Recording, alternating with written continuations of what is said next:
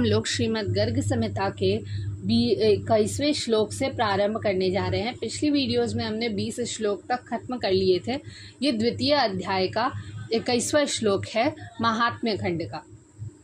तो हमने पिछली वीडियोस में देखा था कि किस तरह राजा प्रतिबाहु शोक में डूबे रहते हैं कि उनका कोई पुत्र हो ही नहीं रहा। कितने भी प्रयत्न कर रहे हैं, कितना भी दान दक्षिणा कुछ भी कर रहे हैं, उन्हें पुत्र प्राप्ति नहीं हो रही।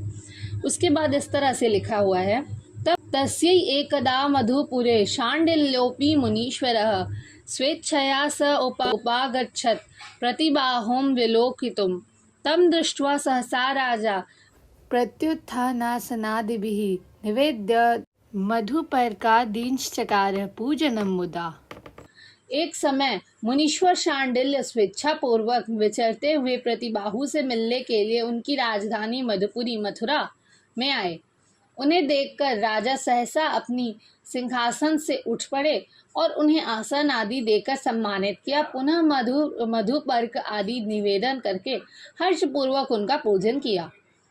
अब यहाँ पे बताया हुआ है कि एक समय मुनीश्वर शाण्डिल्य मुनि होते हैं, जो शाण्डिल्य मुनि थे वो वहाँ पे आते हैं और उनकी राजधानी मथुरा थी, वहाँ पर आए और वहाँ उन्हें देखकर अचानक से जो राजा प्रतिबाहु होते वो उठ जाते हैं और उनका सम्मान करते हैं, उनकी पूजा करते हैं। उसके बाद उदासीनं नृपं दृष्ट्वा कृत्वा विस्मयमेव च ऋषिस्तमभिनन्द्याथ स्वस्ति वाचनपूर्वकं पप्रच्छ कुशलं राज्ये सप्तवङ्गेषु भूपतेः निवेदितुं कुशलं प्रत्याह नृपसत्तमः। राजा के उदासीन देखकर महर्षि को परम विस्मय हुआ। तत्पश्चात मुनीश्वर ने स्वस्ति वाचन पूर्वक राजा का अभिनंदन करके उनसे राज्य के 7 अंगों के विषय में कुशल पूछी। तब नृपश्रेष्ठ प्रतिबाहु अपनी कुशल निवेदन करने के लिए बोले। अब यहाँ पे राजा का चेहरा इस तरह से उदास देखकर महर्षि उनसे पूछते हैं कि उनके एक राज्य के 7 विषय महायुद्ध होते हैं, उसके बारे में पूछते हैं। और ये 7 विषय क्या हैं?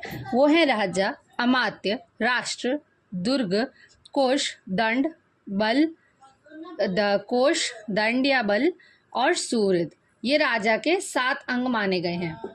उसके बाद नृपश्रेष्ठ प्रतिबाहु इस तरह कहते हैं, राजोवाच पूर्व दोषेण यद दृष्टम स्वदुखम किम ब्रवीम्यहम ऋषित्वादृशा ब्रह्मन् किम न जानन्ति साम्प्रतम् सौख्यम न राष्ट्रम न पुरेर समम नैव तु दृश्यते किम करोमि क्व गच्छामि पुत्र प्राप्ति कथम भवेत्।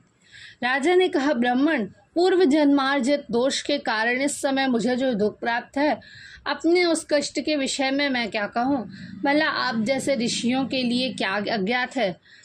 मुझे अपने राष्ट्र तथा नगर में कुछ भी सुख दृष्टि गोचर नहीं हो रहा है। मैं क्या करूँ, कहाँ जाऊँ, किस प्रकार मुझे पुत्र की प्राप्ति होगी।